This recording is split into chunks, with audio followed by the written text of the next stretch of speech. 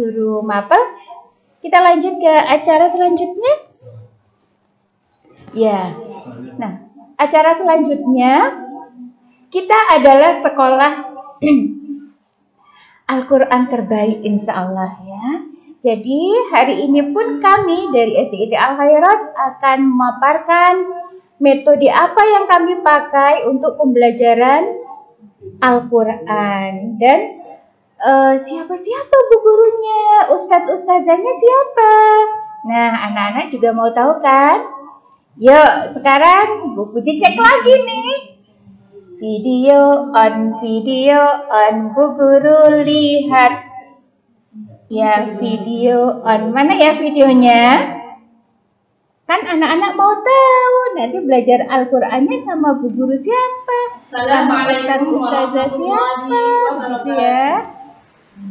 Semua sudah di kamera ya. Oke. Jangan tinggalkan Bu Puji sendiri di sini ya. Nanti ditinggal main sepeda ya. Oke. Ya, ini dia program BTHQ SDIT Al-Khairat. Alhamdulillahirabbil alamin. Nahmaduhu wa nasta'inuhu wa nastaghfiruhu wa na'udzu billahi min syururi anfusina wa min sayyiati a'malina. Man yahdihillahu fala mudilla lahu wa man yudlil fala hadiya lahu. Asyhadu an la ilaha illallah wahdahu la syarika lah wa asyhadu anna Muhammadan 'abduhu wa rasuluhu la nabiyya ba'dahu. Allahumma salli ala sayyidina Muhammadin wa ala ali sayyidina Muhammad. Qala Allah ta'ala fil Qur'anil Karim wa rattilil Qur'ana tartila. Wa qala Nabi sallallahu alaihi wasallam, khairukum man ta'allama al-Qur'ana wa 'allamahu. Wa qala aidan, iqra'ul Qur'an fa innahu ya'ti yaumal qiyamati syafi'an li ashabihi. Amma ba'du. Yang saya hormati Bapak Kepala Sekolah SDIT Al-Khairat, yang kami hormati Bapak Ibu Dewan Guru dan karyawan SDIT Al-Khairat, yang kami hormati Bapak Ibu Wali Siswa SDIT Al-Khairat, serta anak-anak siswa-siswi baru SDIT Al-Khairat Yogyakarta. Alhamdulillah, puji syukur kehadirat Allah Subhanahu wa Ta'ala, yang mana pada kesempatan kali ini kita masih diberi kesempatan kesehatan, masih diberi nikmat iman dan Islam. Tak lupa salawat serta salam semoga tetap tercurah pada dunia kita Nabi Agung Muhammad Sallallahu Alaihi Wasallam. Bapak Ibu yang kami hormati, perkenalkan nama saya Iswarni. Saya mewakili teman-teman dari tim pembelajaran Al-Quran SDIT Al-Khairat. Di sini kami akan menyampaikan beberapa hal terkait pembelajaran Al-Quran di SDIT Al-Khairat. Sejalan dengan misi sekolah, yaitu ingin mewujudkan sekolah Al-Quran terbaik, maka kami berusaha semaksimal mungkin agar pembelajaran Al-Quran di sekolah kita ini berjalan dengan maksimal dan sebaik mungkin.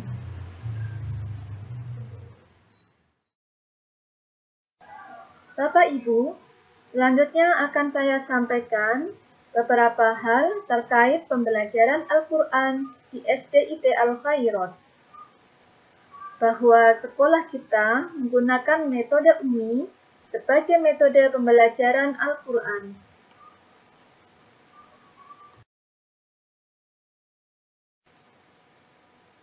Di SDIT Al-Khairat ini, pembelajaran Al-Quran kita sebut dengan singkatan BTHQ atau Baca, Tartil, dan Hafalan Al-Quran, yang secara struktural berada di bawah tanggung jawab kepala sekolah yaitu Bapak Haji Rodikin SPD. Alhamdulillah Bapak Ibu, Ustadz-Ustadzah di sekolah kita berjumlah 14 orang, di mana 1 orang sebagai koordinator.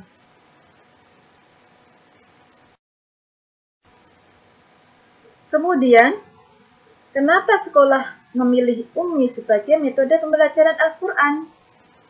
Di antaranya, karena metode UMI memiliki standarisasi input, proses, dan output yang terangkum dalam 7 program dasar UMI yang meliputi tasghih, tahsin, sertifikasi, coach, supervisi, munakosah, dan khataman.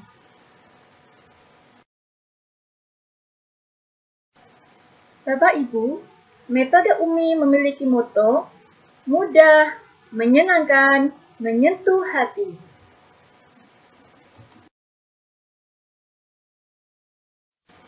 Yang artinya, mudah, metode UMI didesain untuk mudah dipelajari bagi siswa, mudah diajarkan bagi guru, dan mudah diimplementasikan dalam pembelajaran di sekolah formal maupun lembaga non-formal. Menyenangkan, metode UMI dilaksanakan melalui proses pembelajaran yang menarik dan menggunakan pendekatan yang menggembirakan sehingga menghapus kesan tertekan dan rasa takut dalam belajar Al-Quran. Menyentuh hati. Para guru yang mengajarkan metode UMI tidak sekedar memberikan pembelajaran Al-Quran secara material teoritik, tetapi juga menyampaikan substansi akhlak-akhlak Al-Quran yang diimplementasikan dalam sikap-sikap pada saat proses belajar mengajar berlangsung.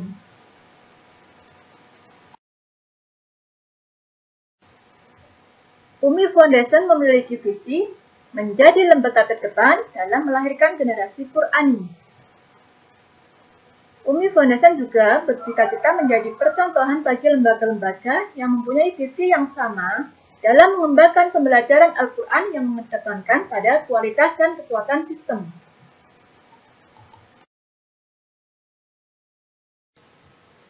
Sedangkan misi UMI Foundation adalah yang pertama, mewujudkan lembaga profesional dalam pengajaran Al-Quran yang berbasis sosial dan dakwah. Yang kedua, membangun sistem manajemen pembelajaran Al-Quran yang berbasis pada mutu. Kemudian yang ketiga, menjadi pusat pengembangan pembelajaran dan dakwah Al-Quran kepada masyarakat.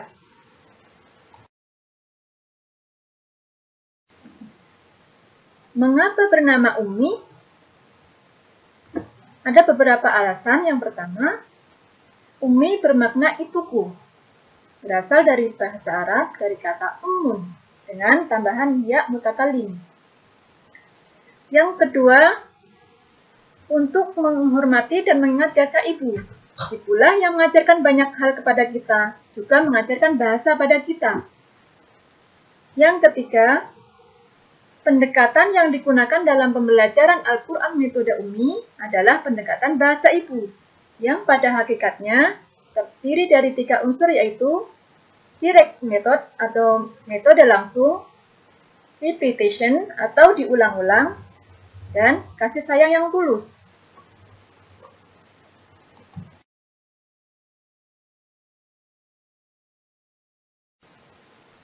Berikutnya, di manakah kekuatan metode UMI?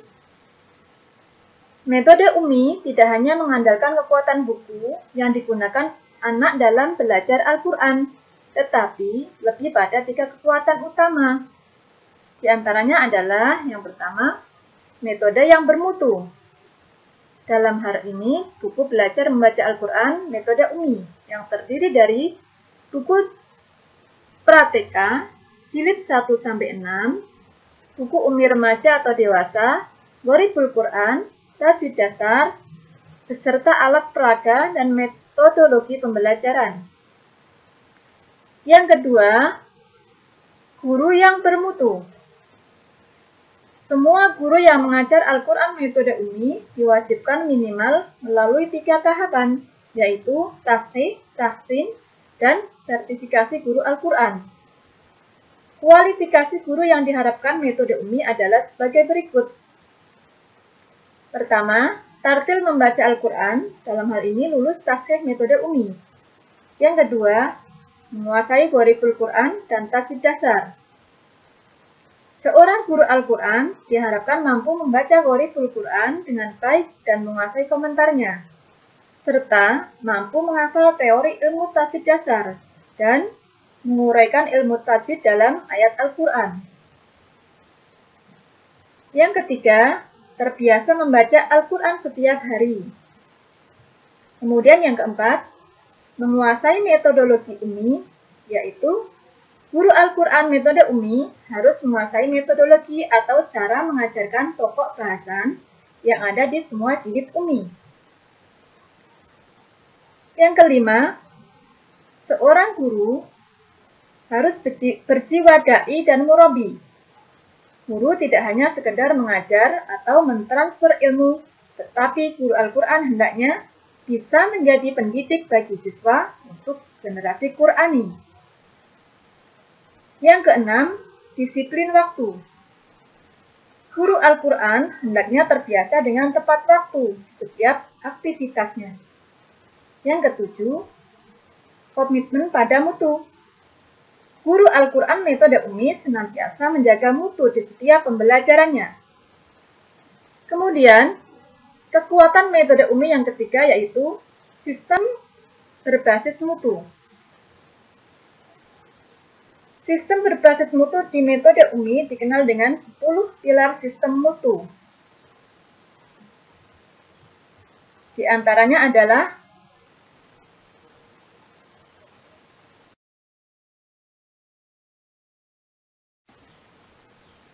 Goodwill Management, sertifikasi guru, tahapan yang baik dan benar, target yang jelas dan terukur, mastery learning yang konsisten.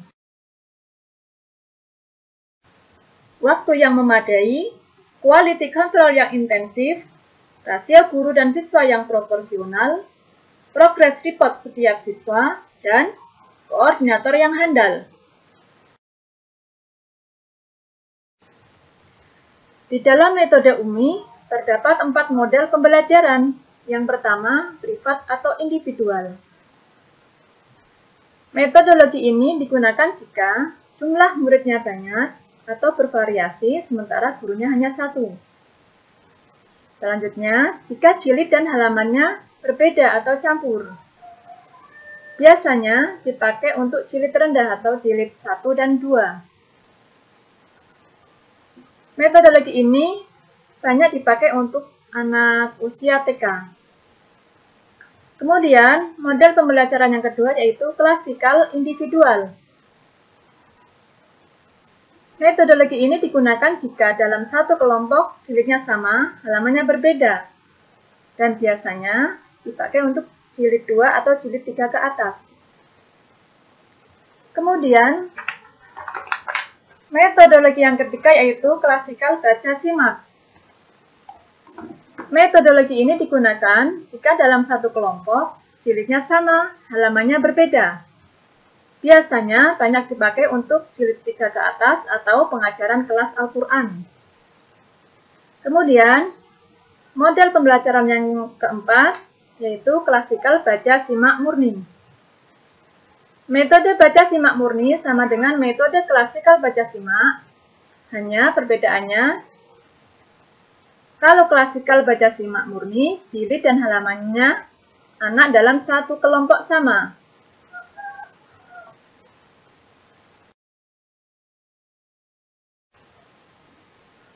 Dalam pembelajaran metode Umi, seorang guru harus melakukan 7 tahapan pembelajaran metode Umi yang dilakukan secara berurutan, yaitu yang pertama pembukaan, yang kedua apersepsi, yang ketiga penanaman konsep, kemudian pemahaman konsep, latihan atau keterampilan, evaluasi, dan penutup.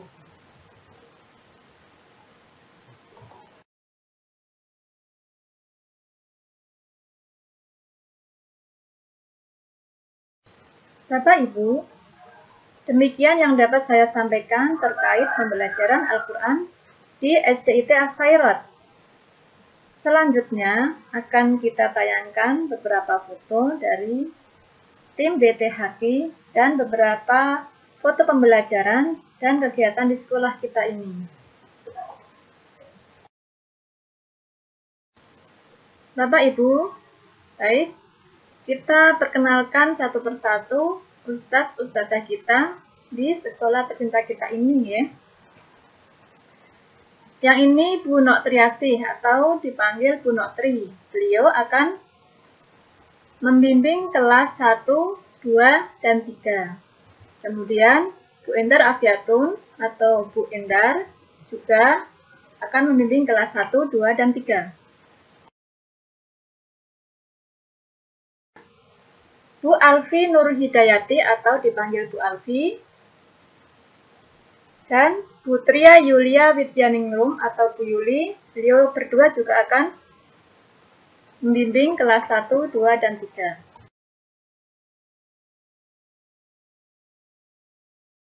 Berikutnya Bu Nani Suparmi atau kita panggil Bu Nani. Beliau juga akan mengajar atau membimbing kelas 1, 2, dan 3. Selanjutnya, ini adalah foto Bapak Yazid Zulfikar atau kita panggil Pak Yazid dan Bapak Sohibul Ibad atau kita panggil Pak Sohib yang juga akan membimbing kelas 1, 2, dan 3.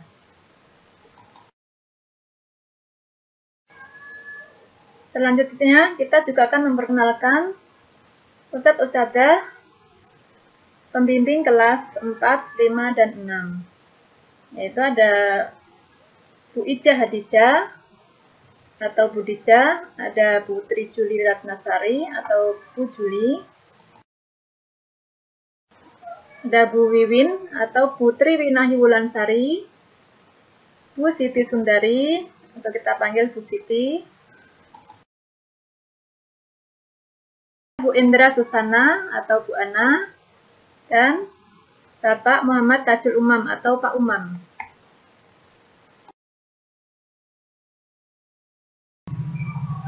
Berikutnya adalah foto pembelajaran BTHQ di sekolah. Untuk pembelajaran BTHQ di sekolah dengan tatap muka, posisi duduk membentuk letter U. Jadi bisa dilihat di foto aja. Kemudian guru di depan dan menunjuk peraga.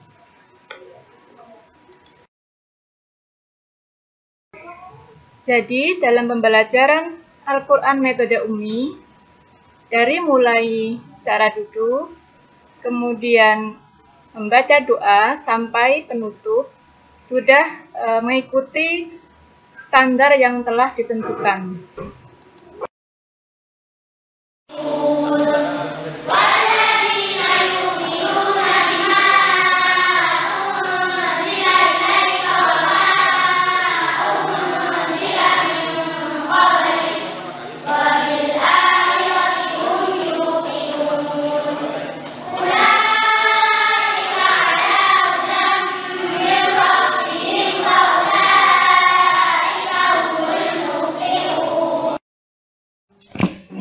Nah, berikutnya ini adalah itu tadi kelas finishing ya, video kelas finishing. Alhamdulillah Bapak Ibu, sekolah dari pembelajaran BTHQ, kemudian dilanjut dengan ada khotaman dan perlu kami sampaikan bahwa khotaman dan imtihan adalah uji publik atau laporan pertanggungjawaban lembaga terhadap orang tua dan masyarakat sebagai hasil pembelajaran Al-Quran metode Umi.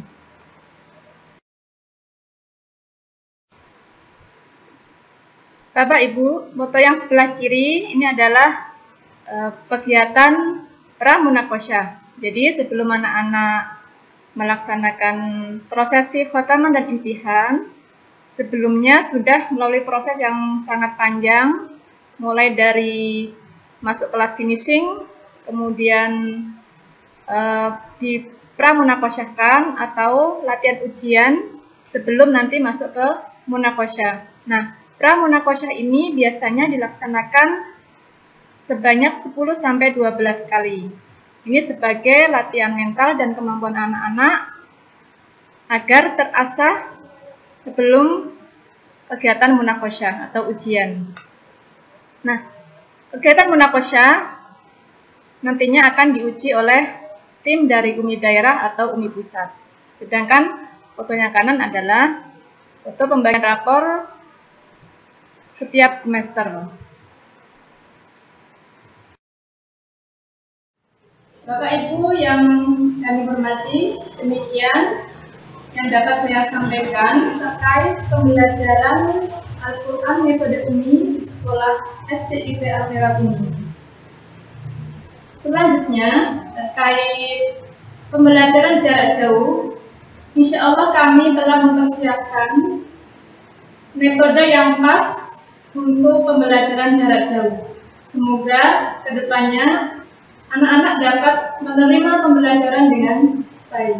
Meskipun anak-anak belajar dari rumah, semoga anak-anak tetap semangat, tetap mengikuti pelajaran dengan baik, dan harapan kami agar Bapak Ibu orang tua wali siswa benar-benar mendukung penuh terhadap proses pembelajaran anak-anak.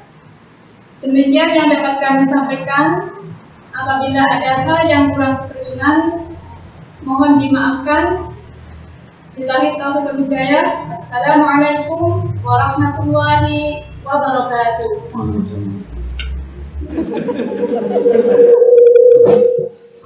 Waalaikumsalam warahmatullahi wabarakatuh. Ya ayah bunda dan anak-anak yang solih dan solihah, itu tadi pemaparan metode UMI yang kita pakai dalam pembelajaran Al-Quran.